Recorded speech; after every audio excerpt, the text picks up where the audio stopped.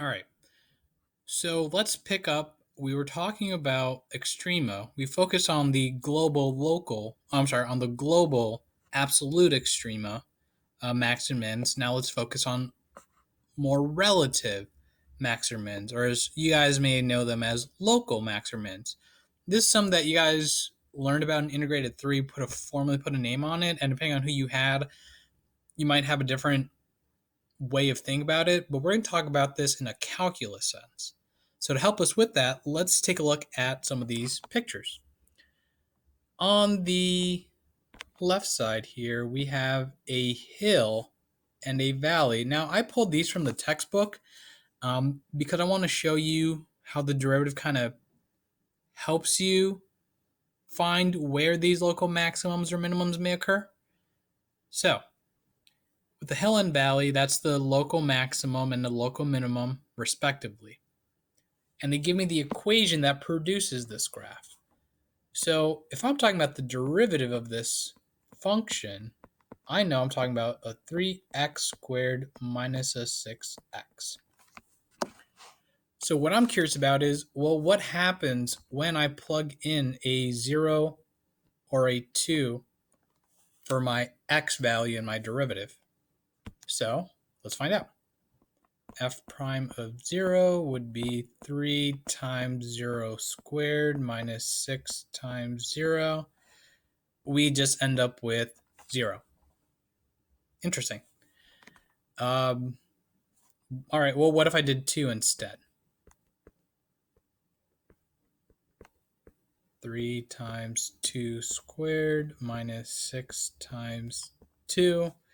Well, 12 minus 12 is 0. Okay, interesting. So right now it looks like whenever the first derivative is equal to 0, that's where I got a local maximum, local minimum from this graph. All right, so let's take a look at this other one.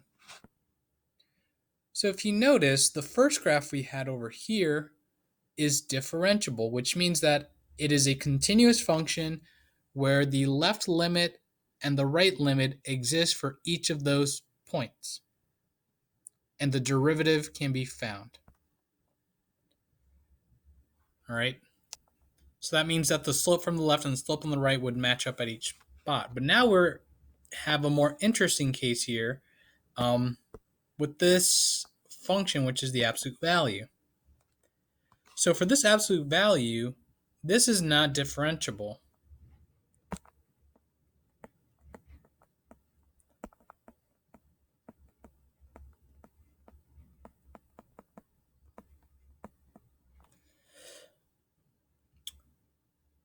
And here's why.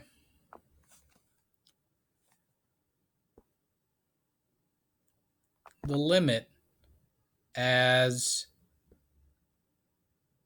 let's use the alternative definition of the limit to help us with this. The limit as x approaches 0 from the left of f of x minus f of 0 over x minus 0 is not the same as the limit as x approaches 0 from the right, f of x minus f of 0 over x minus 0.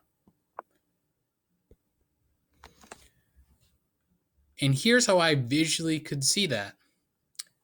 Remember, the derivative is another way to talk about the slope. So this is talking about the slope from the left side, and the slope from the left is -1. The slope from the right side would be a +1.